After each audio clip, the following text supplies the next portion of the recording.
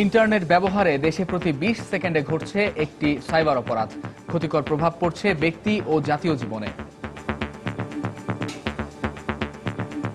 যেগুলো আমরা আসলে পোস্ট করতে চাই না এমন কিছু ছবি কালেক্ট করে তারা ওখানে পোস্ট করে দিচ্ছে। যদি এই পরিমাণ টাকা না দেন তাহলে এটা থেকে আমি অনেক আনইউজুয়াল বা পোস্ট বা এই টাইপের কিছু একটা করবে আর কি। ব্যাংক অ্যাক্সেস করতে গিয়ে দেখি যে আমার ব্যাংক অ্যাক্সেস করতে পারছি না, সিমটাকে রিপ্লেস করে ওরা সিমের থ্রুতে আমার ইন্টারনেট ব্যাংকের টাকাটাকে সরায় নিয়ে গেছে। নিয়ন্ত্রণ না করলে হুমকির মুখে পড়বে সমাজ ও রাষ্ট্র। এটার মাধ্যমে ক্রাইম যদি হতে থাকে, ক্রিমিনালিটি এটা প্রচন্ড বাড়তে থাকবে। ঝুঁকিগুলো সম্পর্কে মানুষের সচেতন করাটা করতে হবে বেশি। কাউন্টার টেকনোলজি বাংলাদেশে আরো দ্রুত নিয়ে আসতে হবে। দেখছিলেন প্রধান শিরোনাম। দুপুরের সময় সঙ্গে আছি আমি কামরুজ্জামান মামুন এবং আমি তানজিম মুনিয়াত। এবারে অন্যান্য শীর্ষ সংবাদ। প্রায় 450 কোটি টাকা ব্যয় বাড়ল মালিবাগ মৌচাক ফ্লাইওভার প্রকল্পের। নকশাতেও আনা হবে সংশোধনী, একনেকের সভায় সিদ্ধান্ত। জিয়ার জন্মবার্ষিকীতে ফুল দিয়ে শ্রদ্ধা বিএনপি চেয়ারপারসনের। মানুষের গণতান্ত্রিক অধিকার ফিরিয়ে আনাই এখনো চ্যালেঞ্জ, বললেন ফখরুল। নবম দিনের মতো চলছে পাবলিক বিশ্ববিদ্যালয়ে শিক্ষকদের কর্মবিরতি। বিকেলে ফেডারেশনের বৈঠকে পরবর্তী সিদ্ধান্ত। এবার চট্টগ্রাম পুলিশের বিরুদ্ধে ছিনতাই, মাদক ব্যবসা ও আটকে রেখে অর্থ আদায়ের মতো অভিযোগ। বিভিন্ন মেয়াদে সাজার পরও কমছে না অপরাধ প্রবণতা। এবং ইসলামের নামে সন্ত্রাসের বিরুদ্ধে নিউ ইয়র্কে প্রচারাভিযানে Bangladeshi American police association. Donald ট্রাম্পের বক্তব্যের তীব্র প্রতিবাদ।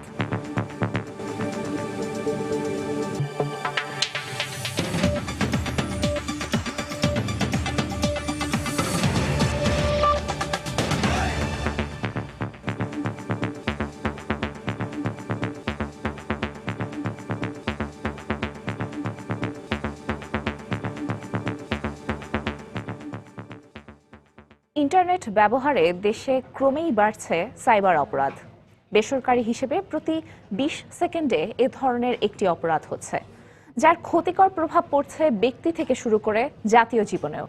এ অবস্থায় শঙ্কা প্রকাশ করে বিশ্লেষকরা বলছেন, এখনই সাইবার অপরাধ নিয়ন্ত্রণ করা না গেলে অচিরেই হুমকির মুখে পড়বে সমাজ ও রাষ্ট্র ব্যবস্থা। সাইবার অপরাধ নিয়ে তারিকুজ্জামান শিমুলের 4 পর্বের ধারাবাহিক প্রতিবেদনের আজ দেখুন প্রথম পর্ব। অপলক নয়নে অবিরাম চেয়ে থাকা। শহর কিংবা গ্রামে, ঘরে কি বাইরে, এক মনা চাহনির এমন দৃশ্য আজকাল কোথাও যেন অচেনা নয়। কেননা যুগটাই এখন ফেসবুকের। দেশে ক্রমশ বাড়ছে ইন্টারনেট ব্যবহারকারীর সংখ্যা। সরকারি হিসেবে বর্তমানে বাংলাদেশে ইন্টারনেটের গ্রাহক প্রায় 5.5 কোটি। এর মধ্যে কেবল গত 2 বছরে গ্রাহক সংখ্যা বেড়েছে প্রায় 2 কোটি। বিপুল সংখ্যক এসব মানুষ আবার যুক্ত হচ্ছেন সামাজিক বিভিন্ন যোগাযোগ মাধ্যমের সঙ্গে। বিশেষ করে ফেসবুক ব্যবহারকারীর সংখ্যা বাড়ছে দ্রুত গতিতে। ইন্টারনেটের ক্রমবর্ধমান এই ব্যবহারের সঙ্গে পাল্লা দিয়ে বাড়ছে সাইবার অপরাধের সংখ্যা। বেসরকারি এক গবেষণায় দেখা গেছে, দেশে ইন্টারনেট ব্যবহারকারীর প্রায় 60% কোনো না কোনোভাবে সাইবার অপরাধের শিকার হচ্ছেন। ছদ্মবেশে বখাটেপনা থেকে শুরু করে সামাজিক মাধ্যমে অহরহই হচ্ছে হ্যাকিং, ঘটছে ব্ল্যাকমেইলের মতো ঘটনাও। হুট করে লগ ইন করতে পারছি না, তা আমি আমার ফ্রেন্ডের একটা আইডি থেকে আমার আইডিটা চেক করি, তো দেখি যে পোস্টের মধ্যে নিচে লেখা আছে যে আইডিটা বিক্রয় করা হবে। যদি এই পরিমাণ টাকা না দেন তাহলে এটা থেকে আমি অনেক আনইউজুয়াল বা পোস্ট বা এই টাইপের কিছু একটা করবে আর কি। যেগুলো আমরা আসলে পোস্ট করতে চাই না এমন কিছু ছবি কালেক্ট করে তারা ওখানে পোস্ট করে দিচ্ছে। কেবল সামাজিক মাধ্যমেই নয়, সাইবার আক্রমণ হচ্ছে সরকারি বেসরকারি প্রতিষ্ঠানগুলোতেও। এমনকি নিরাপত্তা বাহিনীর ওয়েবসাইটগুলোও এই হামলা থেকে রেহাই পাচ্ছে না। তথ্য চুরির পাশাপাশি দেশের ব্যাংকিং ও অনলাইন ভিত্তিক প্রতিষ্ঠানে প্রায়ই ঘটছে ডিজিটাল জালিয়াতির মাধ্যমে অর্থ হাতিয়ে নেওয়ার মতো ঘটনা। ব্যাংক অ্যাক্সেস করতে গিয়ে দেখি যে আমার ব্যাংক অ্যাক্সেস করতে পারছি না, এবং টাকাও নাই, সিমটাকে রিপ্লেস করে ওরা সিমের থ্রুতে আমার ইন্টারনেট ব্যাংকের টাকাটাকে সরায় নিয়ে গেছে। এই অবস্থাকে সমাজ ও রাষ্ট্রের জন্য অশনি সংকেত হিসেবে দেখছেন সমাজবিজ্ঞানীরা। যে কোনো প্রযুক্তি নেগেটিভ অ্যাপ্লিকেশন আছে এবং সব দেশেই হয়েছে। এটার মাধ্যমে ক্রাইম যদি হতে থাকে, ক্রিমিনালিটি এটা প্রচণ্ড বাড়তে থাকবে এবং এই টেকনোলজিটা সাংঘাতিক এবং ভয়াবহভাবে একটা ক্রিমিনাল টেকনোলজিতে রূপান্তরিত হবে। এই ইন্টারনেটের যে ঝুঁকিগুলো সম্পর্কে মানুষের সচেতন করাটা করতে হবে বেশি। কাউন্টার টেকনোলজি বাংলাদেশে আরও দ্রুত নিয়ে আসতে হবে। বলা হচ্ছে সামনের দিনগুলোতে অপরাধের সবচেয়ে বড় জগৎ হতে চলেছে সাইবার জগৎ। বিশেষ করে বাংলাদেশের মতো দেশ যেখানে ইন্টারনেট ব্যবহারকারীদের বেশিরভাগই অসচেতন, সেখানে সাইবার অপরাধ দমনে সরকারের উদাসীনতা ক্ষতির বড় কারণ হতে পারে বলে মনে করছেন অপরাধ বিজ্ঞানীরা। তারিকুজ্জামান শিমুল, সময় সংবাদ, ঢাকা। এবার চট্টগ্রামে যথাযথ দায়িত্ব পালন না করার পাশাপাশি ছিনতাই, মাদক ব্যবসা ও আটকে রেখে অর্থ আদায়ের মতো ফৌজদারি অভিযোগ উঠেছে পুলিশের বিরুদ্ধে। বিভিন্ন অপরাধে গত 7 বছরে 3000 পুলিশ সদস্যকে তিরস্কার এবং সতর্কের মতো লঘুদণ্ডের পাশাপাশি 307 জনকে চাকরিচ্যুতির গুরুদণ্ডও দেওয়া হয়েছে। এ অবস্থায় সমাজবিজ্ঞানীরা বলছেন, পুলিশের মধ্যে অপরাধ প্রবণতা বাড়তে থাকায় আতঙ্কে রয়েছেন সাধারণ মানুষ। বিস্তারিত জানাচ্ছেন কমল দে। পুলিশ প্রশাসনের তথ্য অনুযায়ী চট্টগ্রাম মেট্রোপলিটন পুলিশ সিএমপি বিভিন্ন অপরাধে 2009 সালে 658 জনকে, 2010 সালে 401 জনকে, 2011 সালে 686 জনকে, 2012 সালে 614 জনকে, 2013 সালে 342 জনকে, 2014 সালে 370 জন এবং 2015 সালে 458 জন পুলিশ সদস্যকে তিরস্কার, সতর্ক, পানিশমেন্ট ডিলের মতো লঘুদণ্ড দেওয়া হয়েছে। আর এ সময় চাকরিচ্যুত এবং কালো তালিকাভুক্ত করার মতো গুরুদণ্ড দেওয়া হয়েছে 307 জনকে। এর মধ্যে গত বছর সর্বোচ্চ 63 জন গুরুদণ্ড পেয়েছেন। এক ধরনের অভিযোগ আছে যেটা তার দায়িত্ব কর্তব্য পালনে ত্রুটি বিচ্যুতি, আর এক ধরনের অভিযোগ আমাদের কাছে আসে তার ফৌজদারি যে অপরাধ, সেই সমস্ত অপরাধ সংগঠনের অনেক সদস্যই আছে যাদের বিরুদ্ধে ফৌজদারি মামলা হয়েছে, তারা সাময়িকভাবে বরখাস্ত অবস্থায় আছে এবং আদালতে তাদের বিরুদ্ধে অভিযোগপত্র দাখিল করা হয়েছে এবং তার আদালতের চূড়ান্ত নিষ্পত্তির পরে তাদের বিরুদ্ধে বিভাগীয় মামলাগুলির ব্যবস্থা গ্রহণ করে। এই পরিসংখ্যান কিন্তু প্রকৃত চিত্র নয়। শুধুমাত্র শীর্ষ কর্মকর্তাদের কাছে যেসব অভিযোগ এসেছে তার তদন্ত শেষে এই শাস্তিমূলক ব্যবস্থা নেওয়া হয়। অপরাধ হয়েছে কিন্তু অভিযোগ না আসায় শাস্তি হয়নি, এই ধরনের উদাহরণ অনেক বেশি। তদন্ত করে 3 মাসের মধ্যে তার শাস্তিটাকে এনশিওর করা হয়। যদি সেক্ষেত্রে সে দোষী হয় তাহলে শাস্তি সর্বোচ্চ তার চাকরিচ্যুতি। যেগুলো ফৌজদারি নেচারের অপরাধ করা হয় সেক্ষেত্রে সরাসরি তাকে জেলেও অবস্থান করতে হয়। আমাদের ডিসিপ্লিনের ব্যাপারে আমরা একেবারে জিরো টলারেন্স থাকে। পুলিশের মধ্যে অপরাধ প্রবণতা বাড়তে থাকায় সাধারণ মানুষ আতঙ্কের মধ্যে বলে মনে করেন এই সমাজবিজ্ঞানী। যাদের হাতে দেশের জনগণের সকল নিরাপত্তা, তাদের মধ্যে যদি এই ধরনের অপরাধ প্রবণতাগুলি বৃদ্ধি পায়, পুলিশের প্রতি মানুষের শ্রদ্ধাবোধ চলে যাবে এবং অটোমেটিক্যালি সেটা মানুষের যে একটা আইন ভঙ্গ করার বা আইনকে প্রতিপালন না করার যে একটা প্রবণতা দেখা দিতে পারে, সেটা কিন্তু উঠে আসতে পারে। সবশেষ তথ্য অনুযায়ী সিএমপির উপপরিদর্শক এবং পরিদর্শক পদমর্যাদার অন্তত 17 জন কর্মকর্তা বিভিন্ন অপরাধে বর্তমানে সাময়িক বরখাস্ত রয়েছেন। কমল দে, সময় সংবাদ, চট্টগ্রাম। দেখছেন দুপুরের সময় নেটওয়ার্ক।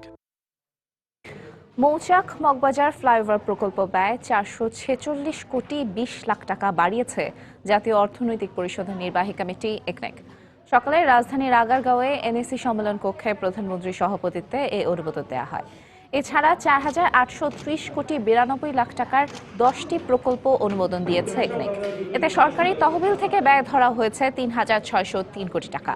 প্রকল্প সহায়তা ধরা হয়েছে 776 কোটি টাকা। বৈঠক শেষে পরিকল্পনা মন্ত্রী জানান, মালিবাগ মগবাজার ফ্লাইওভার প্রকল্প ব্যয় বেড়ে দাঁড়িয়েছে 1218 কোটি 90 লাখ টাকা। এর মেয়াদ বাড়িয়েছে 2017 সালের মধ্যে শেষ করার সিদ্ধান্ত হয়েছে। টার্মিনাল ডেট হলো 30th of June 2017। এই পিরিয়ডের ভিতরে এই প্রকল্পটি বাস্তবায়ন শেষ করতে হবে। এখন এই প্রকল্পটি আমরা নিয়ে আসছি আজকে সংসদীয় প্রকল্প হিসেবে। এখন 1218 হয়েছে, এখন বেড়েছে হলো 446। এটা বাড়ার যে কারণটা হলো 450 মিটার লেংথ বেড়েছে। এই ফ্লাইওভারের লেংথ বেড়েছে, আবার ফ্লাইওভারের স্ট্রাকচারও চেঞ্জ করা হচ্ছে। আগে ছিল 2 তলা, এখন কোনো অংশে 3 তলা হয়ে যাবে এবং সেখানেও কস্ট বেড়েছে। বাংলাদেশ জাতীয়তাবাদী দল বিএনপির প্রতিষ্ঠাতা ও সাবেক রাষ্ট্রপতি জিয়াউর রহমানের 80তম জন্মবার্ষিকীতে তার সমাধিতে শ্রদ্ধা নিবেদন করেছেন দলের চেয়ারপারসন বেগম খালেদা জিয়া। এ সময় দলের ভারপ্রাপ্ত মহাসচিব মির্জা ফখরুল ইসলাম আলমগীর সহ সিনিয়র নেতারা তার সঙ্গে ছিলেন। শ্রদ্ধা নিবেদন শেষে মির্জা ফখরুল বলেন, এই মুহূর্তে দেশের মানুষের গণতান্ত্রিক অধিকার ফিরিয়ে দেয়াই বিএনপির মূল চ্যালেঞ্জ। জন্মবার্ষিকীতে শ্রদ্ধা জানাতে মঙ্গলবার সকাল থেকেই রাজধানীর বিভিন্ন এলাকা থেকে খণ্ড খণ্ড মিছিল নিয়ে শেরেবাংলা নগরে সাবেক রাষ্ট্রপতি জিয়াউর রহমানের সমাধি প্রাঙ্গণে আসতে থাকেন বিএনপি এর অঙ্গ ও সহযোগী সংগঠনের নেতাকর্মী ও সমর্থকরা। বিএনপি চেয়ারপারসন বেগম খালেদা জিয়া আসেন বেলা 11:30টার দিকে। তার সঙ্গে ছিলেন দলের ভারপ্রাপ্ত মহাসচিব মির্জা ফখরুল ইসলাম আলমগীর সহ দলের শীর্ষ নেতারা। সমাধিতে পুষ্পার্ঘ্য অর্পণ শেষে বিশেষ দোয়া ও মোনাজাত করা হয়। এরপর গণমাধ্যমের মুখোমুখি হয়ে মির্জা ফখরুল সরকারের বিরুদ্ধে দেশের মানুষের মৌলিক অধিকার হরণের অভিযোগ তোলেন। এখন গণতন্ত্র নির্বাসিত, বাংলাদেশ এখন বিপন্ন হয়ে পড়েছে। এই অবস্থা থেকে উত্তরণের জন্য আমরা কাজ করছি। মূল চ্যালেঞ্জ এই মুহূর্তে গণতন্ত্রকে পুনরায় ফিরিয়ে নিয়ে আসা, জনগণের অধিকারকে ফিরিয়ে নিয়ে আসা, জনগণের ভোটের যে অধিকার, বাক স্বাধীনতা, জনগণের সংগঠন করবার স্বাধীনতা, মৌলিক যে অধিকারগুলো সেগুলোকে ফিরিয়ে নিয়ে আসাই এই মুহূর্তে বিএনপির সবচেয়ে বড় কাজ।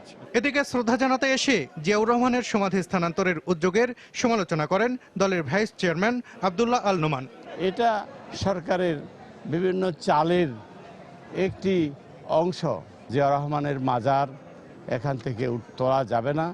কাজে সরকারের কাছে আমরা বলবো যে এইসব অবস্থা থেকে, এইসব বক্তব্য থেকে দূরে থেকে দেশে যে আজকে সংকট, সেই সংকট মোচনে এগিয়ে যান। দিবসটি উপলক্ষে আলোচনা অনুষ্ঠান, স্বেচ্ছায় রক্তদান সহ দেশব্যাপী বিভিন্ন কর্মসূচি পালন করছে দলটি। সালাউদ্দিন সুমন, সময় সংবাদ, ঢাকা। নবম দিনের মতো চলছে পাবলিক বিশ্ববিদ্যালয়ের শিক্ষকদের কর্মবিরতি। এদিকে গতকাল প্রধানমন্ত্রীর সঙ্গে শিক্ষক প্রতিনিধিদের বৈঠকের পর কর্মবিরতির বিষয়ে পরবর্তী সিদ্ধান্ত নিতে আজ বিকেল 5টায় সাধারণ সভা আহ্বান করেছে বাংলাদেশ বিশ্ববিদ্যালয় শিক্ষক সমিতি ফেডারেশন। সভায় শিক্ষকদের কর্মসূচির ব্যাপারে সিদ্ধান্ত নেওয়া হবে বলে জানিয়েছেন ফেডারেশনের মহাসচিব অধ্যাপক মাকসুদ কামাল।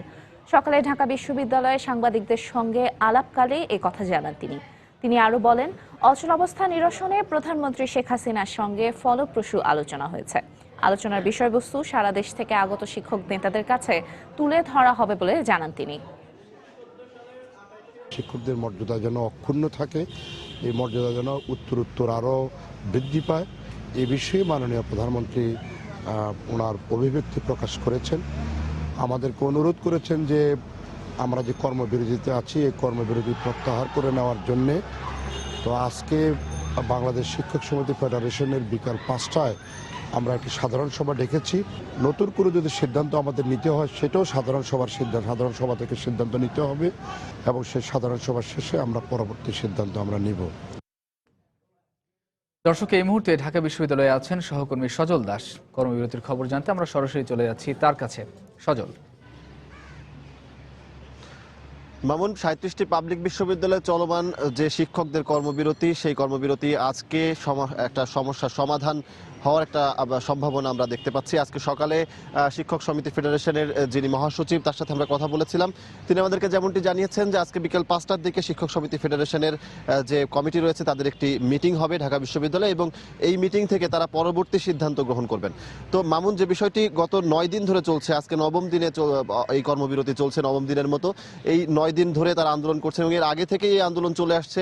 8ম পে স্কেলে তাদের যে তারা দাবি করছেন যে তাদের সম্মানের যে জায়গাটি তারা দাবি করেছেন সেই জায়গাটি যাতে ফিরিয়ে দেওয়া হয়, সেই দাবিতেই তারা আসলে এই আন্দোলনটি পরিচালনা করছিলেন এবং 8ম জাতীয় বেতন কাঠামো ঘোষণার আগে থেকেই তারা আসলে এই আন্দোলনটি শুরু করেন এবং গতকালকে সবশেষ এর মাঝে শিক্ষামন্ত্রী আশ্বাস দেন, তারপর অর্থমন্ত্রী আশ্বাস দিয়েছিলেন যে এই সমস্যার সমাধান করা হবে এবং সবশেষ যখন সমস্যার সমাধান করা হয়নি তখন বিশ্ববিদ্যালয়ের বিভিন্ন পাবলিক বিশ্ববিদ্যালয়ের যে শিক্ষক সমিতি রয়েছে তারা সমন্বিতভাবে একটি শিক্ষক সমিতি ফেডারেশন গঠন করেন এবং তারাই মূলত এই আন্দোলনের ডাক দেন যে যতদিন পর্যন্ত তাদের এই সমস্যা সমাধান করা না হচ্ছে ততদিন পর্যন্ত তারা শিক্ষকদের যে কর্মবিরতি এই কর্মসূচি চালিয়ে যাবেন। তো 9 দিন পরে মাননীয় প্রধানমন্ত্রী গতকালকে 8 দিনের মাথায়, এই কর্মবিরতির 8 দিনের মাথায় গতকালকে মাননীয় প্রধানমন্ত্রী এই শিক্ষক সমিতি ফেডারেশনের যারা নেতারা রয়েছেন, এর পাশাপাশি শিক্ষক সমিতি ফেডারেশনের যে সদস্যরা, পেশাজীবী যে অনুষ্ঠানটি গণভবনে গতকাল অনুষ্ঠিত হয় সেখানে শিক্ষক সমিতি ফেডারেশনের এই নেতাদেরও সেখানে তিনি আমন্ত্রণ জানিয়েছিলেন এবং শিক্ষক সমিতি ফেডারেশনের নেতাকর্মীরা সেখানে যাওয়ার পরে শিক্ষকদের সাথে বৈঠক করেছেন মাননীয় প্রধানমন্ত্রী এবং সেই বৈঠক থেকেই মূলত একটি যে সমস্যা সৃষ্টি হয়েছে, এই সমস্যার সমাধান মূলত শিক্ষকদের যে দাবি দেওয়া রয়েছে এই দাবি যুক্তিগত সাপেক্ষে এই দাবি মেনে নেয়ার কিংবা এই দাবি পূরণ করার একটি আশ্বাস মাননীয় প্রধানমন্ত্রী দিয়েছেন এবং তার প্রেক্ষিতেই আজকে সকালে যে মহাসচিব রয়েছেন তার সাথে আমাদের কথা হয় এবং তিনি আমাদেরকে যেমনটি জানান যে মাননীয় প্রধানমন্ত্রীর সাথে যে বৈঠক হয়েছে একটি ফলপ্রসূ ফলপ্রসূ বৈঠক হয়েছে বলে তিনি দাবি করেছেন এবং সেখানে মাননীয় প্রধানমন্ত্রী আশ্বাস দিয়েছেন তাদের এই দাবি দেওয়া মেনে নেওয়ার যে বিষয়টি সাথে আশ্বাস দিয়েছেন এবং এই আশ্বাসের প্রেক্ষিতেই আজকে তারা 5টার দিকে একটি বৈঠক করবেন। যদিও আমরা প্রথমে জানতে পেরেছিলাম যে সকালে হয়তো কোনো সিদ্ধান্ত আসতে পারে শিক্ষক সমিতি ফেডারেশনের পক্ষ থেকে। এই কারণে সকাল থেকেই আমরা যারা গণমাধ্যম কর্মী রয়েছি তারা ঢাকা বিশ্ববিদ্যালয়ে এসে অবস্থান নিয়ে এবং এখন পর্যন্ত যতটুকু জানা গেছে যে 5টার দিকে এই বৈঠকটি অনুষ্ঠিত হবে এবং এই বৈঠকের থেকে সিদ্ধান্ত আসতে পারে যে পরবর্তী কর্মসূচি কি হবে। তবে শিক্ষক সমিতি ফেডারেশনের যিনি মহাসচিব তিনি আমাদেরকে একটি ইঙ্গিত দিয়েছেন যে এই বৈঠক থেকে মূলত একটি ইতিবাচক সিদ্ধান্ত আসতে পারে। যদিও শিক্ষার্থীদের সাথে কথা বলেছিলাম আমরা, তারা যেমনটি বলছেন যে এই 9 দিন যেহেতু একটি কর্মবিরতি ছিল শিক্ষকদের, তারা বলছেন শিক্ষকদের দাবি দেওয়া যাতে মেনে নেওয়া হয় এবং খুব শিগগিরই যেন তাদের এই ক্লাস কার্যক্রম স্বাভাবিক পর্যায়ে নেমে আসে। তো এই ছিল ঢাকা বিশ্ববিদ্যালয় থেকে আমার কাছে সবশেষ। 5টার দিকে বৈঠক হবে এবং এরপরে শিক্ষক সমিতি ফেডারেশনের যে সদস্যরা রয়েছেন তারা তাদের নিজস্ব বিশ্ববিদ্যালয় সমিতির সাথে বৈঠক করবেন এবং এরপরে হয়তো তারা গণমাধ্যমের কাছে জানাবেন তাদের পরবর্তী সিদ্ধান্ত। মামুন। দর্শক, টানা 9ম দিনে দেশের 37টি পাবলিক বিশ্ববিদ্যালয়ের শিক্ষকদের কর্মবিরতিতে কার্যত অচল হয়ে পড়েছে সব ধরনের প্রশাসনিক কার্যক্রম এবং সে বিষয়ে ঢাকা বিশ্ববিদ্যালয় থেকে যোগ দিয়েছিলেন সহকর্মী সজল দাস। দুপুরের সময় আরও থাকছে রাজধানীর গ্রিন রোডে গাড়ির পার্কিং এ অবৈধ স্থাপনা উচ্ছেদে রাজুকের অভিযান, গুড়িয়ে দেওয়া হয়েছে কয়েকটি দোকান।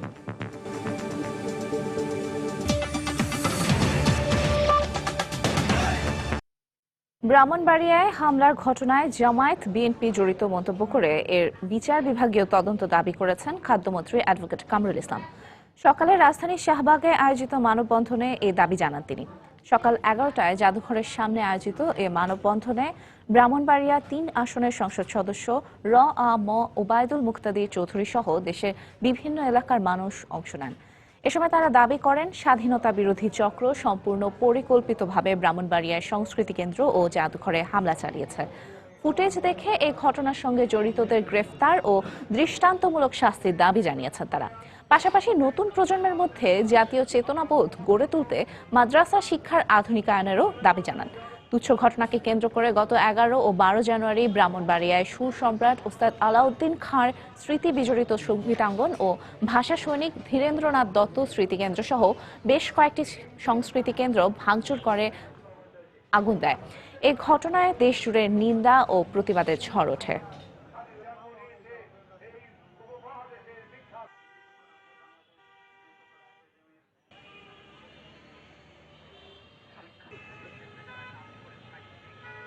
ওস্তাদ আলাউদ্দিন খাঁর যে সমস্ত স্মৃতি সেদিন নষ্ট করা হয়েছে, অর্থ দিয়ে তার পরিমাপ করা যাবে না। তারা আমাদের ঐতিহ্যের উপর আঘাত এনেছে, আমাদের সংস্কৃতির উপর আঘাত এনেছে। এর পিছনে জামাত আছে, এর পিছনে বিএনপি আছে, এর পিছনে 71-এর ঘাতকদের মদত আছে, এর পিছনে মৌলবাদী শক্তি আছে, এর পিছনে জঙ্গিবাদী শক্তি আছে। আজকে বিচার বিভাগীয় তদন্তের দাবি উঠেছে। আমি তা সমর্থন করে বলতে চাই, বিচার বিভাগীয় তদন্তের মাধ্যমে প্রকৃত অপরাধীদের চিহ্নিত করতে হবে, তাদেরকে বিচারের কাঠগড়ায় দাঁড় করাতে হবে। কোন অবস্থাতেই তাদেরকে পার পাওয়ার সুযোগ নেই, তাদেরকে বিচার বহির্ভূতভাবে রাখার কোনো সুযোগ নেই। অবশ্যই তাদেরকে বিচারের কাঠগড়ায় দাঁড় করাতে হবে।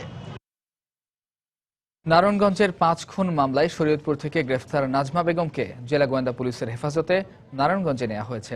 পুলিশ জানায় গতরাতে শরীয়তপুরের ডামুডা থেকে তাকে আটক করা হয়। মূলত হত্যাকাণ্ডের পর তদন্তে নাজমা বেগমের সঙ্গে নিহত তাসলিমার আর্থিক লেনদেন নিয়ে বিরোধ থাকার বিষয়টি বারবারই উঠে আসে। এমনকি গতকাল রিমান্ডে নিয়ে আসামি মাহফুজও জিজ্ঞাসাবাদে নাজমা বেগমের নাম উল্লেখ করেছে বলে জানিয়েছে পুলিশ। এরই পরিপ্রেক্ষিতে শরীয়তপুরের ডামুডায় নাজমা অবস্থান করছে খবর পাওয়া গেলে সেখানে অভিযান চালানো হয়। গতরাতে সেখান থেকে তাকে আটক করে নারায়ণগঞ্জ জেলা গোয়েন্দা পুলিশ। শনিবার রাতে নারায়ণগঞ্জের বাবুরাইল এলাকায় একই পরিবারের 5 জনকে নির্মমভাবে হত্যা করে দুর্বৃত্তরা। ঘটনার পরপরই 2 জনকে গ্রেফতার করে পুলিশ।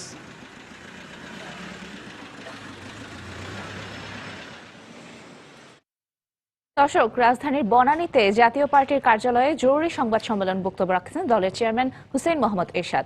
আমরা এখন সরাসরি চলে যাচ্ছি সেখানে। যেমন পার্টির গঠনতন্ত্রে অতিরিক্ত মহাসচিবের কোনো পদ ছিল না, কিন্তু আমি চেয়ারম্যান হিসাবে নাজিবুর রহমান, আনোয়ার হোসেন মঞ্জু, আব্রাহাম লিঙ্কনকে সাংগঠনিক প্রয়োজনে অতিরিক্ত মহাসচিবের দায়িত্ব প্রদান করেছিলাম। ববি আজ্জাজকে বিশেষ উপদেষ্টা নিয়োগ করেছিলাম। কো চেয়ারম্যান পদ্ধতি সাংগঠনিকভাবে রাখতে হয়, তো আগামী কাউন্সিলে তা পাশ করা হবে।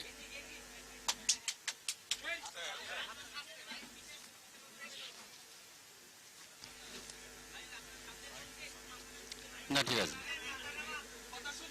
কাউন্সিলের আগে কো চেয়ারম্যান আমার ভাই কতটুকু দায়িত্ব পালন করবেন, আমি যেটা বলবো ঠিক ততটুকু দায়িত্ব উনি পালন করবেন।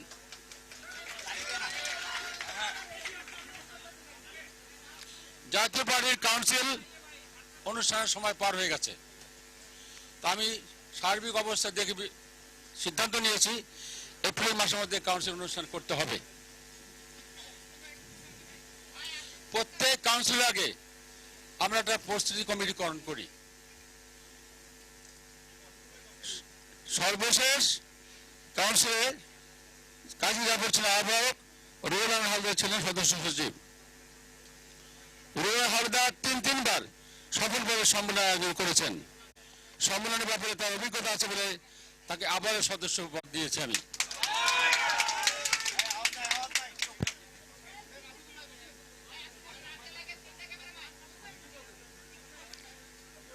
প্রেসিডেন্টের সাথে আলোচনার প্রসঙ্গ চেয়ারম্যানের ক্ষমতা বলে হাওলাদারকে মহাসচিব থেকে সরিয়ে দিয়েছি। চেয়ারম্যানের ক্ষমতা বলে বাবুলকে মহাসচিব করেছি। চেয়ারম্যানের ক্ষমতা বলে আনিসকে ভারপ্রাপ্ত চেয়ারম্যান করেছিলাম, তখন কোনো প্রশ্ন হয় নাই, আমার সে এখতিয়ার আছে। বাবলু প্রায় 2 বছর পার্টির সেক্রেটারি জেনারেল ছিলেন, একটা বর্ধিত সভা করতে পারেন নাই, একটা প্রেসিডেন্ট মিটিং করতে পারেন নাই। 40টা কাউন্সিল মিটিং হয়েছে, প্রত্যেক কাউন্সিল মিটিং আমাকে যেতে হয়েছে, উনি একলা করতে পারেন নাই।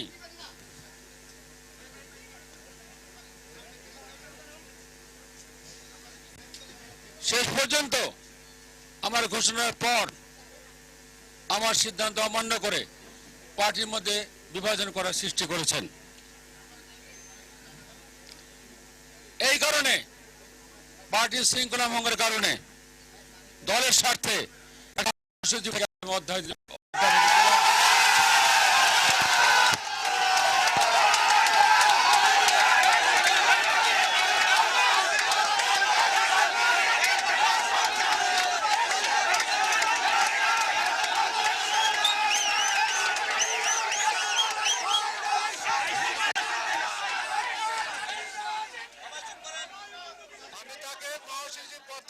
দিলাম দলের স্বার্থে।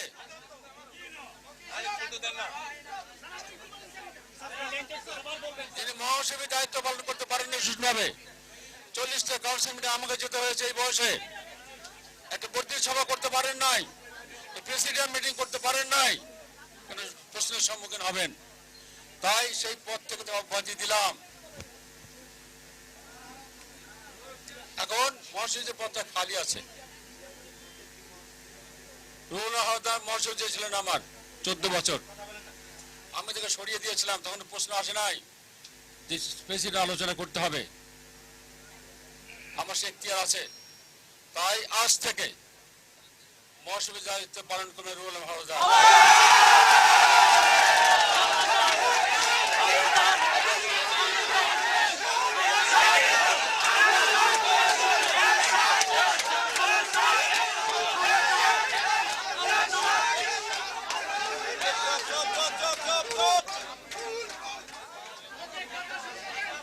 আমার স্ত্রী রওশনের সাথে প্রেসিডেন্ট মিটিং ডাকেন নাই। প্রেসিডেন্ট মিটিং ডাকার একমাত্র এখতিয়ার আমার আছে, আপনি সেটা জানেন। পার্টির চেয়ারম্যান হিসেবে প্রেসিডেন্ট মিটিং ডাকার একমাত্র এখতিয়ার আমার আছে, আর কারো নাই। টেলিফোন করে উনি এনেছিলেন জিয়াউদ্দিন বাবলু এবং আনিস আলী, প্রেসিডেন্ট মিটিং নয়, সেখানে কোনো সিদ্ধান্ত হতে পারে না, সিদ্ধান্ত আমি নেব। আমি এখনো পার্টির চেয়ারম্যান আছি। ওনাকে দিয়ে স্টেটমেন্ট দেওয়ার চেষ্টা করেছিলেন তারা, উনি স্টেটমেন্ট দেন নাই।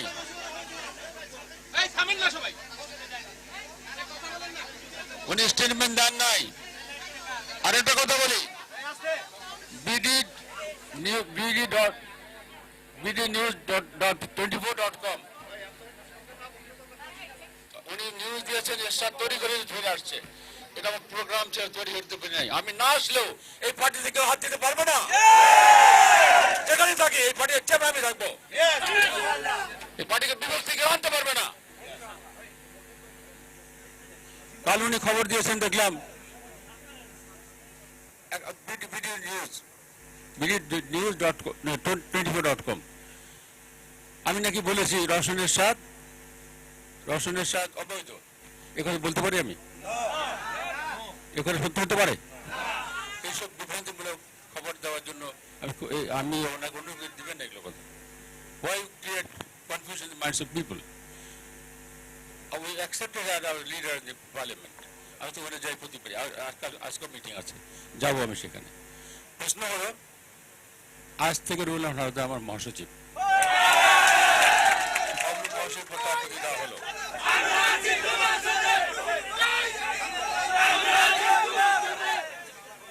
আমি আনিসকে ওনাকে অ্যাক্টিং চেয়ারম্যান করেছিলাম, তখন কিন্তু আমাকে কারো পারমিশন নিতে হয়নি, প্রেসিডেন্ট যেতে হয়নি, প্রশ্ন কেউ করেননি। ওনাকে সরিয়ে দিয়ে বাবলুকে নিয়েছিলাম, তখন প্রেসিডেন্ট যেতে হয় নাই। ববি আজাজকে নিয়ে এসেছিলাম, প্রেসিডেন্ট যেতে হয় নাই। আমার নিজের সিদ্ধান্ত ছিল। এখন ওনাকে যে দায়িত্ব দিয়েছি, সেই দায়িত্ব উনি পালন করবে যতটুকু আমি বলবো। আর এই পার্টি যেহেতু আমাদের সংগঠন নাই, গঠনতন্ত্র নাই, আগামী ইনশাল্লাহ পাশ করিয়ে নেবো এটা। তাই তোমরা বিভ্রান্তিমূলক, তোমরা কোনো এমন কিছু লিখবে না যে পার্টির ক্ষতি হয়। হ্যাঁ, হাজারটা করতে পারো, আমি তো সবই বলিয়ে দিলাম তোমাকে।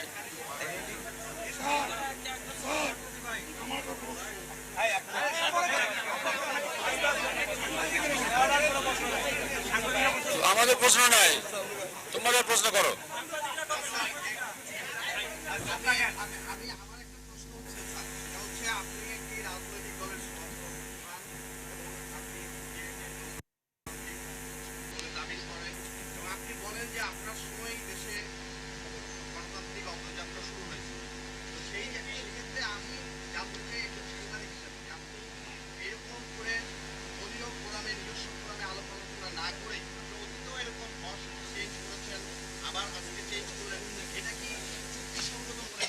এটা আমাদের গঠন দেওয়া আছে, আমার সেই ক্ষমতা দেওয়া আছে, এখতিয়ার আছে, এটা দেওয়া আছে। যদি উনি আমি মনে করি প্রেসিডেন্টকে অবহিত করতে পারি, প্রেসিডেন্টের মতামত নেওয়ার কোনো ব্যবস্থা নাই। এটা কাউন্সিলে পাস করা হয়েছে, গণতান্ত্রিক প্রক্রিয়া এটাই। আমি এটা আগামী কাউন্সিল পাস করিয়ে নেব।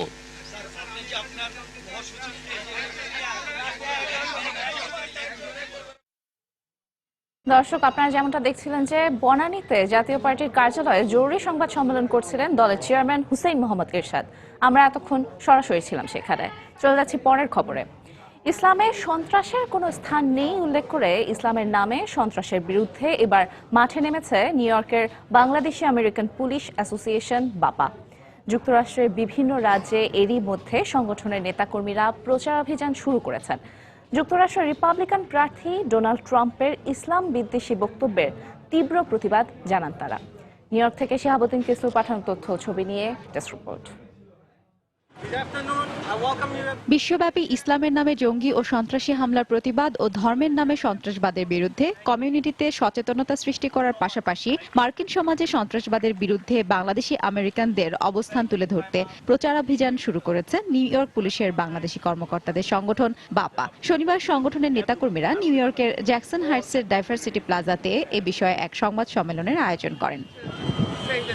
সংবাদ সম্মেলনে উপস্থিত ছিলেন সংগঠনের সভাপতি লেফটেন্যান্ট শামসুল হক ও লেফটেন্যান্ট সৈয়দ সুমন, পুলিশ কর্মকর্তা হুমায়ুন কিবরিয়া এবং স্থানীয় কাউন্সিলম্যান ড্যানিয়েল ড্রাম সহ বাংলাদেশি কমিউনিটির বিশিষ্ট ব্যক্তিরা। ডোনাল্ড ট্রাম্প সে রাষ্ট্রপতি প্রার্থী, সে মনে করেন যে আমেরিকান মুসলমানরা অসাংবিধানিক এবং এদেরকে আমেরিকাতে যারা মুসলমান আছেন তাদেরকে আসা বন্ধ করে দেওয়া হবে, কিন্তু আমরা এর সোচ্চার প্রতিবাদ জানাচ্ছি। ইসলামের নামে একটি কুচক্রী গোষ্ঠী বিশ্বব্যাপী বর্বরোচিত হামলা চালাচ্ছে উল্লেখ করে শামসুল হক বলেন, মানবতার শত্রুদের রুখতে সবাইকে ঐক্যবদ্ধ হয়ে কাজ করতে হবে। এ সময় তিনি ডোনাল্ড ট্রাম্পের বক্তব্যেরও কঠোর সমালোচনা করেন।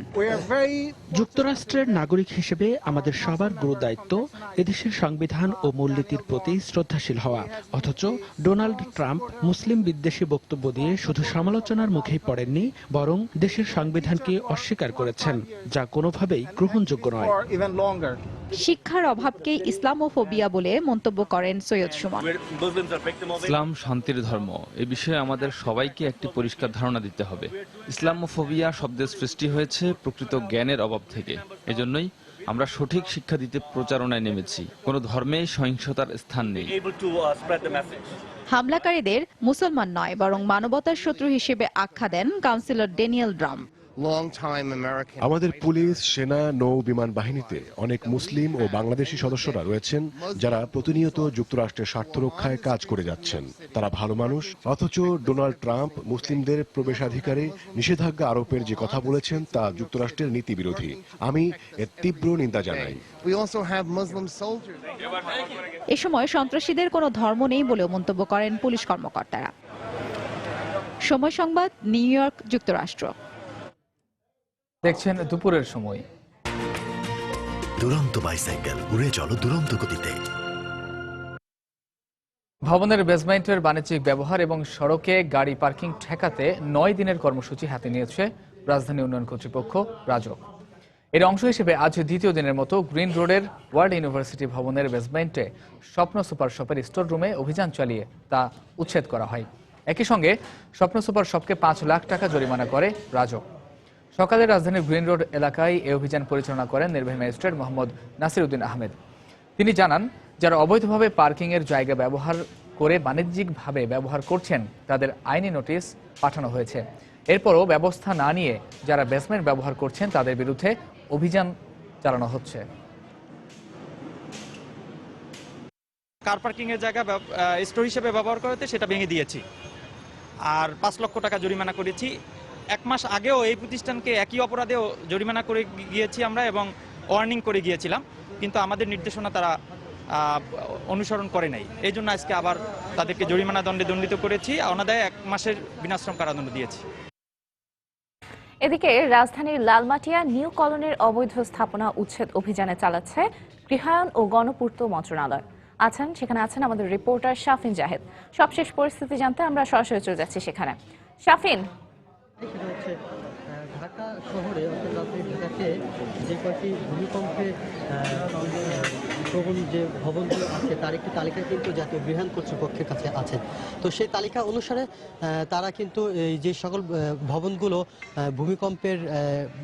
ভূমিকম্পের একটু বিপর্যস্ত কিংবা ভূমিকম্পে প্রবণ বাড়ি যেগুলো, সেই বাড়িগুলো কিন্তু দেখা যাচ্ছে যে তারা উচ্ছেদ অভিযান চালাচ্ছে গত কয়েকদিন যাবতীয়। তো আজকে সেই উচ্ছেদের অংশ হিসেবে রাজধানীর লালমাটিয়ার নিউ কলোনি এলাকাতে জাতীয় গৃহায়ণ কর্তৃপক্ষের 7টি ভবন আছে এখানে, যে 7টি ভবনে 114 জন পরিবার এখানে অবস্থান করেন। তো এই পরিবারদেরকে গত কয়েকদিন যাবৎ কয়েক মাধ্যমে তাদেরকে নোটিশ জানিয়ে দেওয়া হয়েছিল যে ভবনগুলো ভেঙে ফেলা হবে এবং এই স্থানে তাদের জন্য নতুন করে সুউচ্চ 9টি ভবন আবার গড়া হবে এবং তাদেরকে নতুন করে তাদের হাতে ফ্ল্যাট হস্তান্তর করা হবে জাতীয় গৃহায়ণ কর্তৃপক্ষের পক্ষ থেকে। তো তাদেরকে গত 2-3 দিন ধরে যদিও জানানো হয়েছে যে সরে যাওয়ার জন্য বলা হয়েছে, যদিও কিন্তু তারা সরে যাননি এমনটা অভিযোগ করছেন জাতীয় গৃহায়ণ কর্তৃপক্ষ, এবং যার ফলে আজকে তারা সকাল থেকে এই উচ্ছেদ কার্যক্রম চালাচ্ছেন এবং আপনি দেখতেই পাচ্ছেন যে কয়েকটি ভবন কিন্তু অলরেডি এখন পর্যন্ত ভাঙা শুরু করে দিয়েছে। তো আমি একটা বিষয় আপনাকে বলে রাখতে চাই, আমি এখন একজনের সাথে একটু কথা বলতে চাই, সেটা হচ্ছে জাতীয় গৃহায়ণ কর্তৃপক্ষের সাব ডিভিশন ইঞ্জিনিয়ার, তার সাথে একটু কথা বলতে চাই। আমি একটু তার কাছে জানতে চাই যে ভাই একটু আমাকে জানাবেন যে মূলত কি উদ্দেশ্যে আপনারা এই ভবনগুলো ভাঙছেন? আসলে এটা হচ্ছে জাতীয় গৃহায়ণ ন্যাশনাল হাউজিং অথরিটি, জাতীয় গৃহায়ণ কর্তৃপক্ষের সম্পদ এবং এখানে অনেক পূর্বে এই বিল্ডিংগুলো তৈরি করা হয়েছিল স্বাধীনতার পূর্বে। তো এই বিল্ডিংগুলো অধিকতর ঝুঁকিপূর্ণ হয় এবং অধিকতর ঝুঁকিপূর্ণ তালিকায় আমাদের এই বিল্ডিংগুলো রয়েছে এবং এই বিল্ডিংগুলো ভেঙে এখানে পরবর্তীতে আমাদের আধুনিক মানের কনস্ট্রাকশন ওয়ার্ক হবে এবং ভবন তৈরি করা হবে।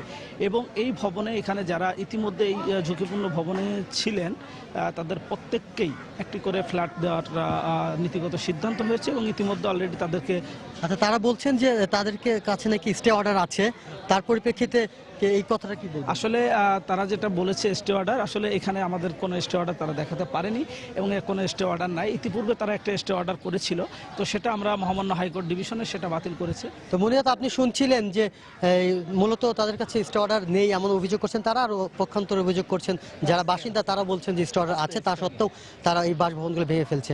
তো মোটামুটি আমার কাছে এই ছিল সর্বশেষ অবস্থা মুনিয়াত। আপনার মাধ্যমে পরবর্তীতে আরও কিছু জানতে পারলে আমরা জানাবো দর্শকদেরকে। দর্শক, লালমাটিয়া থেকে গৃহায়ণ ও গণপূর্ত মন্ত্রণালয়ের অবৈধ স্থাপনা উচ্ছেদ অভিযানের সবশেষ খবর জানাচ্ছিলেন আমাদের রিপোর্টার শাফিন জাহিদ। চলে যাচ্ছি পরের খবরে। একটি মহলের বিরুদ্ধে শহীদ জননী জাহানারা ইমাম স্মৃতি জাদুঘর নিয়ে ষড়যন্ত্রের অভিযোগ উঠেছে। প্রতিষ্ঠানটির কর্মকর্তারা বলেছেন, ভবনের বাসিন্দা এক শিক্ষক ও তার স্ত্রী জাদুঘরের কাজকর্মে বিভিন্নভাবে বাধা দিচ্ছেন, যদিও বিষয়টি অস্বীকার করেছেন ওই দম্পতি। এদিকে ক্যামেরার সামনে এ বিষয়ে কিছু বলতে রাজি হয়নি নিউ মার্কেট থানা পুলিশ। রাশিদ লিমনের রিপোর্ট। রাজধানীর এলিফ্যান্ট রোডে শহীদ জননী জাহানারা ইমামের পুরনো বাড়িটি ভেঙে 2005 সালে যৌথ উদ্যোগে তৈরি করা হয় এই বহুতল ভবনটি। শুরুতেই শর্ত ছিল এই বাড়ির দোতলায় একটি ফ্ল্যাটে প্রতিষ্ঠিত হবে একটি জাদুঘর, পাশাপাশি নিচতলায় থাকবে একটি মুরাল। কিন্তু শুরু থেকেই নানা বিপত্তির মধ্য দিয়ে যেতে হয় জাদুঘর কর্তৃপক্ষকে। প্রতিনিয়তই সইতে হচ্ছে মানসিক যন্ত্রণা, আর এজন্য তাদের সরাসরি অভিযোগ ভবনের বাসিন্দা এক দম্পতির দিকে। তাজুল মাস্টার এবং ওনার ওয়াইফ, ওনারা দুজনকে দেখে বুঝেই জানা যে বিষয়টা ওনারা করতে পারেন, কিন্তু ওনাদের বলার সাথে কাজের কোনো মিল নেই। যেই ব্যক্তি পুলিশ দিয়ে একটা আমাদের সিকিউরিটি গার্ড একটা ছেলে মানুষ কিভাবে আপনার মার খাওয়াতে পারছেন মিথ্যা অভিযোগ দিয়ে, সন্ত্রাসী দিয়ে আমাদের কোনো হামলা করাবে না, কোনো প্রবলেম করবে না, এটার তো নিশ্চয়তা কেউ দিতে পারতেছে না। ওনার কারণে আমরা বাধ্য হয়েছি সপ্তাহের 6 দিনই মোরালের ভিতরে আমরা পর্দা দিয়ে রাখতে। একই কথা বলছেন ভবনের বাকি 9 জন মালিকের মধ্যে 7 জনই। উনি চাচ্ছে ওনার একক কথাই সবকিছু চলবে, এখানে জাদুঘর তার পছন্দ না। উনি বলছে যে এখানে অনেক অসামাজিক কার্যকলাপ হয় এই সেই এগুলা। এদিকে অভিযুক্ত দম্পতি বলছে জাদুঘর নয়, বরং ফ্ল্যাট মালিকদের অন্তর্কোন্দলের জেরেই তাদের দিকে অভিযোগের তীর। বিশ্বের সবাই তো জানে জাহানারা ইমামকে, আমি কেন জাদুঘরের পিছনে লাগবো? এখানে মানুষগুলা মিথ্যাচার করতেছে। আমাদের জাদুঘর নিয়ে আমি আজকে 10 বছর এখানে থাকি। এদিকে একাধিকবার নিউ মার্কেট থানার হস্তক্ষেপেও মেলেনি সুরাহা। সবশেষ শনিবার দেয়া হয় আরও একটি অভিযোগপত্র। এ সম্পর্কে জানতে চাইলে নিউ মার্কেট থানার ভারপ্রাপ্ত কর্মকর্তা টেলিফোনে সময় সংবাদকে জানান বিষয়টি তদন্তাধীন, যদিও ক্যামেরার সামনে কিছু বলতে রাজি হননি তিনি। মুক্তিযুদ্ধের সব হারানো এই মহিষী নারীর নেতৃত্বেই গণ আন্দোলনের রূপ নিয়েছিল যুদ্ধাপরাধীদের বিচারের দাবি। অথচ সেই দাবি পূরণের বিজয় উল্লাসে পুরো জাতি যখন আজ মাতোয়ারা, ঠিক তখনই তার উল্টো পাশে শহীদ জননীর এই জাদুঘরটি ভবিষ্যৎ নিয়ে শঙ্কিত সংশ্লিষ্টরা। তারা বলছেন, কর্তৃপক্ষের একটু সদয় দৃষ্টি অন্ধকারের থাপা থেকে রক্ষা করতে পারবে এই সংগ্রহশালাটিকে। রাশেদ লিমন, সময় সংবাদ, ঢাকা। দুপুরের সময় আরো থাকছে। বরিশাল শেরে বাংলা মেডিকেলে অনিয়মের অভিযোগে তৃতীয় ও চতুর্থ শ্রেণীর কর্মচারী নিয়োগ স্থগিতের খবরে বিক্ষোভ, আটক 3 জন।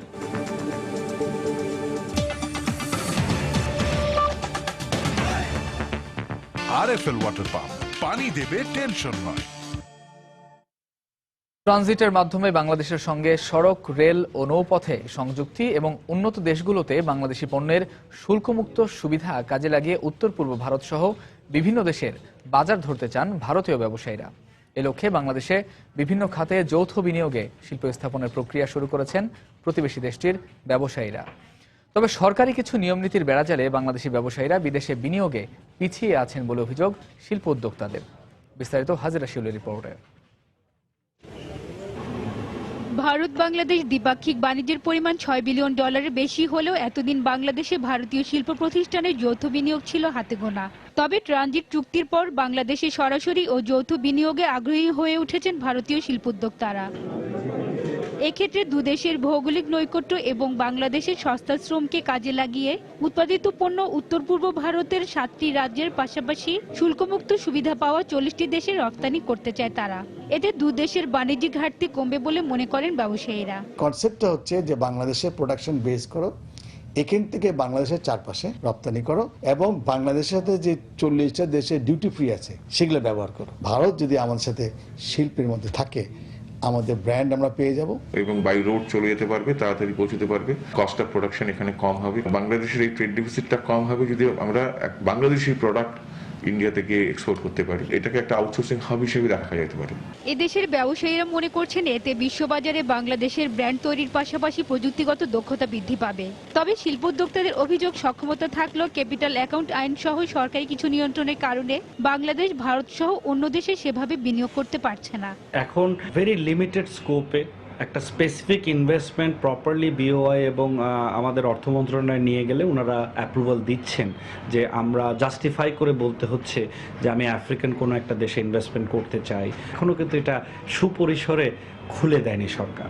বর্তমানে বাংলাদেশে গার্মেন্টস, টেক্সটাইল, অটোমোবাইল, ওষুধ, কৃষি ও খাদ্যপণ্য সহ বিভিন্ন সেক্টরে ভারতীয় প্রতিষ্ঠানের বিনিয়োগ রয়েছে। হাজিরা শিউলি, সময় সংবাদ, ঢাকা। বরিশাল শেরেবাংলা মেডিকেল কলেজ হাসপাতালে তৃতীয় ও চতুর্থ শ্রেণীর 226 জন কর্মচারীর নিয়োগ স্থগিতের খবরে বিক্ষোভ করেছেন তারা। এ সময় 3 জনকে আটক করেছে পুলিশ। সকাল 10:30টার দিকে স্বাস্থ্য মন্ত্রণালয় থেকে ফ্যাক্স বার্তা পাওয়ার পর বরিশাল মেডিকেল কলেজ হাসপাতালের পরিচালকের কার্যালয়ের সামনে বিক্ষোভ করে সদ্য নিয়োগপ্রাপ্ত তৃতীয় ও চতুর্থ শ্রেণীর কর্মচারীরা। এক পর্যায়ে তারা গেটে তালা দেওয়ার চেষ্টা চালায়। এ সময় পুলিশ বাধা দিলে তাদের সঙ্গে বিরোধে জড়িয়ে পড়ে। পরে আবারও জড়ো হয়ে বিক্ষোভের চেষ্টা করলে 3 জনকে আটক করে পুলিশ। এই ঘটনায় হাসপাতালের সহকারী পরিচালক ডক্টর মোহাম্মদ ওসমান গনি জানান, সকালে স্বাস্থ্য মন্ত্রণালয় থেকে বার্তা পাওয়ার পর থেকেই তারা সব নিয়োগ কার্যক্রম বন্ধ রেখেছেন। এদিকে আইনশৃঙ্খলা পরিস্থিতি স্বাভাবিক রাখতে হাসপাতাল চত্বরে অতিরিক্ত পুলিশ মোতায়েন করা হয়েছে। এছাড়া গতকাল তৃতীয় ও চতুর্থ শ্রেণীর কর্মচারী নিয়োগে অনিয়মের অভিযোগে প্রাথমিকভাবে প্রমাণ হওয়ায় হাসপাতালের পরিচালক, উপপরিচালক এবং প্রশাসনিক কর্মকর্তাকে সাময়িকভাবে বরখাস্ত করা হয়।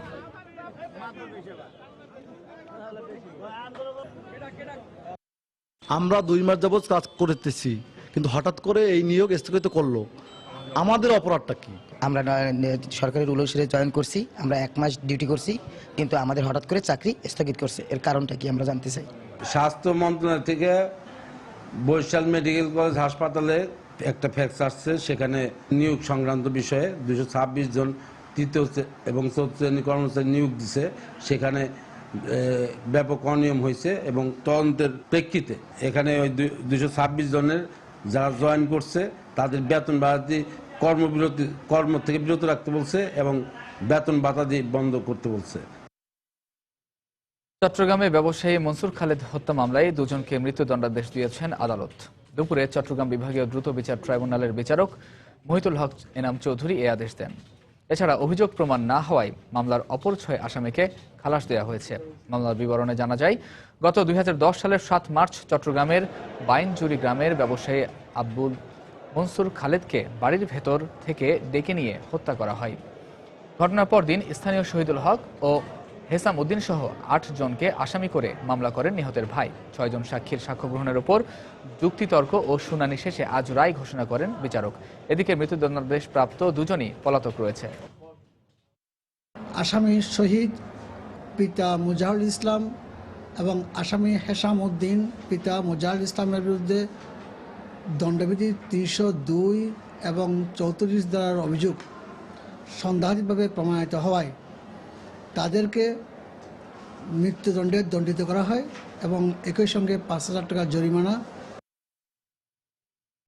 রাজধানীর এলিফ্যান্ট রোডের মাল্টিপ্ল্যান সেন্টারে 7ম ডিজিটাল আইটিসি মেলা শুরু হচ্ছে বুধবার, চলবে 25 জানুয়ারি পর্যন্ত। সকালে জাতীয় প্রেস ক্লাবের সংবাদ সম্মেলনে মেলার আহ্বায়ক তৌফিক এহসান এ তথ্য জানান। সর্বাধুনিক প্রযুক্তির ল্যাপটপ, ট্যাব ও বিভিন্ন প্রকার ক্যামেরা পাওয়া যাবে এ মেলায়। থাকবে শিক্ষার্থীদের জন্য বিনামূল্যে প্রবেশের ব্যবস্থা। এছাড়াও রাফেল ড্র, রক্তদান কর্মসূচি, চিত্রাঙ্কন প্রতিযোগিতা ও পিঠা উৎসবের ব্যবস্থা থাকবে মেলায়। 650 প্রতিষ্ঠান এই মেলায় অংশ নিচ্ছে বলে আয়োজকদের পক্ষ থেকে জানানো হয়েছে।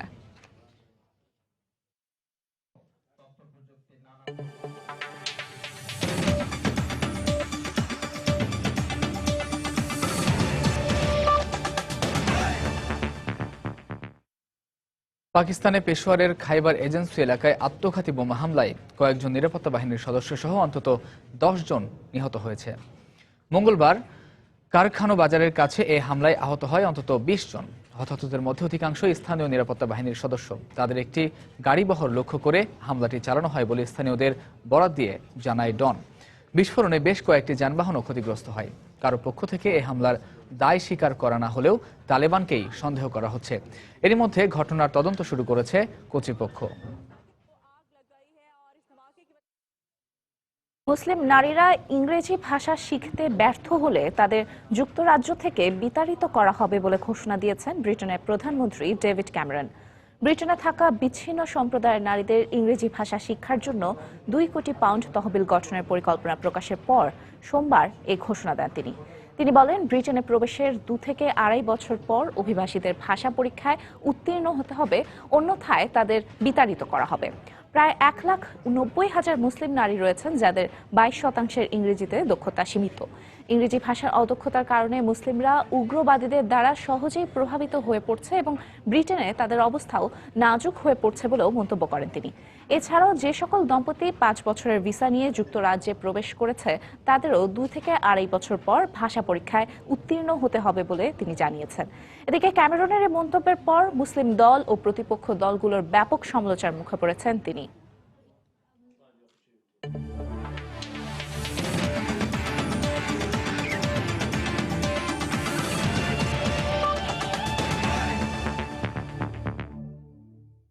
বঙ্গবন্ধু গোল্ড কাপের খবর। দ্বিতীয় সেমিফাইনালে আজ নেপালের মুখোমুখি হবে মালদ্বীপ। এই গ্রুপ থেকে রানার্স আপ হয়ে সেমির টিকিট নিশ্চিত করা নেপাল সাফের ব্যর্থতা ঘুচিয়ে ফাইনালে খেলতে চায়। অন্যদিকে বি গ্রুপে দুর্দান্ত পারফর্ম করা মালদ্বীপ নিজেদের সেরাটা দিয়েই ছক কষছে ফাইনালে ওঠার। বঙ্গবন্ধু জাতীয় স্টেডিয়ামে 2 দলের ম্যাচটি শুরু হবে বিকেল 5:30টায়। ম্যাচ পাতানো সহ নানা বিতর্কে সাফের আগে আলোচনায় ছিল নেপাল ফুটবল দল। ফিক্সিং এর কারণে জাতীয় দলের বেশ কজন তারকা ফুটবলারকে ছাড়াই সাফ সুজুকি কাপে অংশ নেয় নেপাল। তবে আগের আসরে সেমিফাইনালে উঠলেও এবার সাফের গ্রুপ পর্ব থেকেই বিদায় নিতে হয়েছে তাদের। সাফের পর বঙ্গবন্ধু গোল্ড কাপকে নিজেদের ঘুরে দাঁড়ানোর মঞ্চ হিসেবে দেখছে নেপাল। এজন্য আসরের আগে দেশটির সাবেক তারকা ফুটবলার বালগোপাল মহার্জনকে ফুটবলারদের গড়ে তোলার দায়িত্ব তুলে দেয় দেশটির ফেডারেশন। গোল্ড কাপে নতুন ও পুরনোদের মিশেলে গড়া নেপাল 1 জয় ও 2 ড্র নিয়ে এ গ্রুপ থেকে রানার্স আপ হয়ে সেমিফাইনালে জায়গা করে নিয়েছে। গ্রুপ পর্বের ভুল শুধরে সেমিফাইনালে সেরাটা দিয়েই ফাইনালে উঠতে চায় নেপাল। প্রতিপক্ষ মালদ্বীপ এ গ্রুপ চ্যাম্পিয়ন হলেও তারুণ্যের শক্তি দিয়েই জয়ের ছক কষছে তারা। আমার দলের বেশিরভাগ ফুটবলারই বয়সে তরুণ, ওদের ভালো কিছু করার স্পৃহা আছে। মাঠে নিজেদের সেরাটা দিতে পারলে আমরা ম্যাচটা জিততে পারবো আশা করি। অন্যদিকে এবার সাফে দুর্দান্ত খেললেও সেমিফাইনালে ভারতের কাছে হেরে বিদায় নিতে হয়েছিল মালদ্বীপকে। সেই ক্ষত নিয়েই গোল্ড কাপে ভালো করতে মরিয়া রিকি হার্বার্টের শিষ্যরা। দলে কোনো ইনজুরি সমস্যাও নেই, তাই ফাইনালে ওঠার ব্যাপারে আত্মবিশ্বাসী মালদ্বীপ। গ্রুপ পর্বে আমার ফুটবলাররা বেশ ভালো করেছে, সে ধারাবাহিকতা সেমিফাইনালেও ধরে রাখতে চাই আমরা। নেপালকে সমীহ করে মাঠে নামবে আমার ফুটবলাররা। ফাইনালে ওঠাই আমাদের মূল লক্ষ্য। ফিফা র্যাঙ্কিং এ নেপালের চেয়ে এগিয়ে আছে মালদ্বীপ। রিকি হার্বার্টের দল যেখানে আছে 157তম স্থানে, সেখানে নেপাল আছে 196তম অবস্থানে। পারভিন আক্তার, সময় সংবাদ, ঢাকা। দুপুরের সময় এ পর্যায়ে শীর্ষ সংবাদ জানিয়ে দিচ্ছি আরেকবার। ইন্টারনেট ব্যবহারে দেশে প্রতি 20 সেকেন্ডে ঘটছে একটি করে সাইবার অপরাধ। ক্ষতিকর প্রভাব পড়ছে ব্যক্তি ও জাতীয় জীবনে, নিয়ন্ত্রণে উদ্যোগ নেয়ার তাগিদ। জাতীয় পার্টির মহাসচিব পদ থেকে জিয়াউদ্দিন বাবলুকে অব্যাহতি, রুহুল আমিন হাওলাদার নতুন মহাসচিব। সংবাদ সম্মেলনে এরশাদ। প্রায় 450 কোটি টাকা ব্যয় বাড়ল মালিবাগ মৌচাক ফ্লাইওভার প্রকল্পের। নকশাতেও আনা হবে সংশোধনী, একনেকের সভায় সিদ্ধান্ত। জিয়ার জন্মবার্ষিকীতে ফুল দিয়ে শ্রদ্ধা বিএনপির চেয়ারপারসনের। মানুষের গণতান্ত্রিক অধিকার ফিরিয়ে আনাই এখন চ্যালেঞ্জ বললেন ফখরুল। এবং নবম দিনের মতো চলছে পাবলিক বিশ্ববিদ্যালয়ের শিক্ষকদের কর্মবিরতি। বিকেলে ফেডারেশনের বৈঠকে পরবর্তী সিদ্ধান্ত। এই ছিল দুপুরের সময়। যে কোনো খবর পেতে ভিজিট করুন সময়নিউজ.tv আর সঙ্গে থাকুন সময়ের।